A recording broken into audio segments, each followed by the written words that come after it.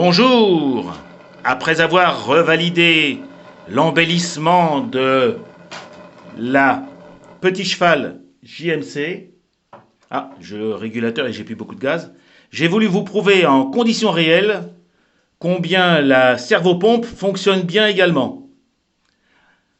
J'ai donc monté la pression de service sur la chaudière à de nouveau 2 bars, mis le niveau d'eau à 1 demi-litre et cette fois-ci j'ai fixé la pompe sur le cerveau et le cerveau sur le bâti, ce que je n'avais pas fait la dernière fois, ce qui fait que toute l'énergie de la pompe passait dans le déplacement du bâti au lieu d'aller dans l'énergie de la pompe. Et vous allez voir que maintenant ça tourne beaucoup plus vite et beaucoup mieux. Alors on va pouvoir compter le nombre de tours, mais en tout cas là vous pouvez le constater, j'ai une pression de service de 2 bars, j'avais le niveau 1 demi-litre et regardez, il est déjà en train de bouger.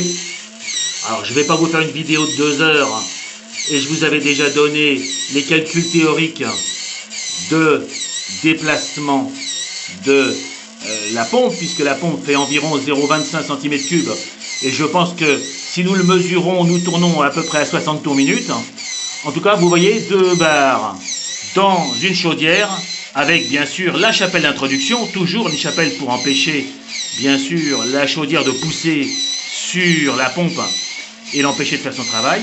Et bien ça marche tout seul, ça pompe et vous voyez le niveau descend gentiment. Alors c'est pas aussi rapide que l'autre, mais ça fonctionne.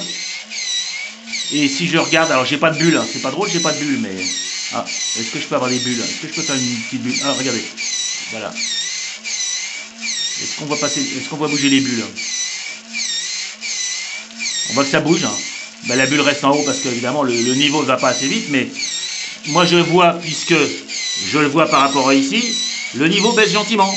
Donc la pompe fonctionne parfaitement. Alors je vais voir si je peux rallumer le gaz, parce que je crois que j'ai plus beaucoup de gaz. Mais j'ai toujours... là je suis descendu à 1 bar, mais c'est normal, je refroidis l'eau, donc au fur et à mesure que je refroidis l'eau... Allez, on va essayer de redémarrer. Est-ce que j'ai encore du gaz? Oui, je suis à fond. J'entends le gaz.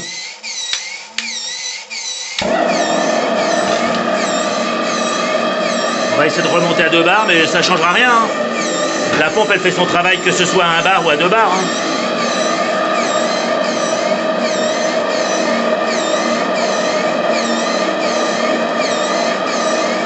Alors je sais que certains remarquaient que j'avais fait des zigs et des zags, mais parce que je trouvais que c'était plus facile à gérer et plus souple dans mes manipulations avec mes branchements de travail. Donc vous voyez, je suis remonté tranquillement à 2 bars, la pompe n'a pas ralenti.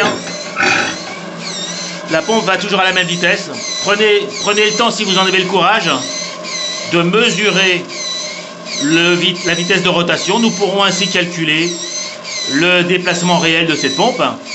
Et comme vous le voyez, encore je le répète, elle n'est pas gênée. Il faut dire qu'avec 6 volts, j'ai ici un 7 volts 2 régulé à 6 volts. Et bien avec 6 volts, les 15 kg de poussée ont largement de quoi gérer les 2 kg de pression de la chaudière. Voilà, et bien je pompe, aucun souci. Et mon niveau continue gentiment à baisser. Comme je l'ai dit, et je le répète, cette pompe n'est pas faite pour des grosses unités. Elle est faite pour une petite unité qui lui permet gentiment de voir son niveau d'eau descendre. Vous voyez, la régulation a fait que, malheureusement, comme il n'y a plus beaucoup de gaz, il s'éteint, mais en tout cas, ça veut dire que j'étais largement à mes 2 bars. Preuve en est. Voilà, la pompe, elle pompe. Voilà. Monsieur Shadok, nous avons réinventé la pompe. Nickel, ça tourne tout seul, pas une fuite, l'autre non plus. J'espère que vous le verrez sur l'autre vidéo, mais il n'y a pas une fuite. C'est nickel chrome.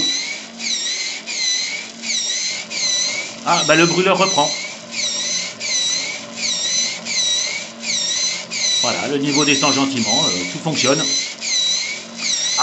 Il est vrai, je le répète, la servopompe n'a pas la vitesse et l'efficacité. Alors, elle a la même efficacité puisque le principe de la pompe à clapet, elle est super efficace, elle est auto-amorçante et vraiment étanche de chez étanche, mais elle ne va pas aussi vite que la Petit Cheval.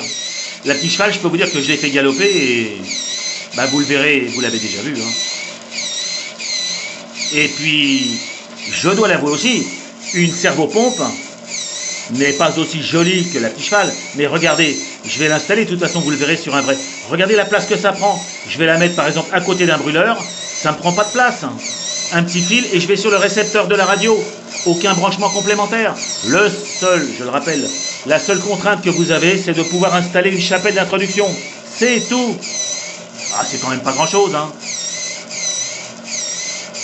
Voilà, bah, je descends. Alors, évidemment, j'ai oublié de regarder un détail. Non, ça va. J'ai encore un peu de place, mais je me suis fait surprendre par la petite cheval qui m'a rempli ma chaudière à une vitesse que j'avais pas prévue. Voilà. Donc, c'est vrai qu'une chaudière de 100 par 200 comme celle-ci n'a pas forcément besoin d'une petite cheval. D'une servopompe. Mais alors, la petite cheval, ça me l'a rempli. Moi, tel que je le vois maintenant, ma servopompe, je l'associerais bien à un de mes D10. Malheureusement, il se trouve que pour l'instant, les D10 que j'ai installés ont tous des pompes attelées. Donc je ne vais peut-être pas désatteler une pompe mécanique pour installer la petite cheval, mais je vous promets que j'en ai encore en stock et que je vais associer la servopompe à une belle machine. Bah, par exemple la D75, ma fameuse D75, au hasard. Ah mais non, elle a une pompe aussi, zut. Bon, je trouverai bien. Voilà, bah écoutez, tout fonctionne bien. J'espère que cette démonstration en réel vous montrera et vous prouvera de manière objective que ça marche super bien. Voilà, je bois tranquillement. Je bois. Et la dernière chose que je dois vous dire, comme d'habitude,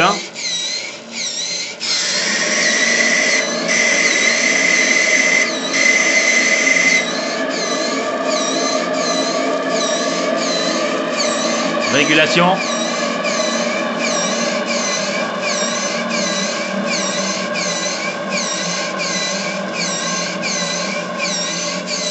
La dernière chose que je dois vous dire, c'est au revoir, les amis.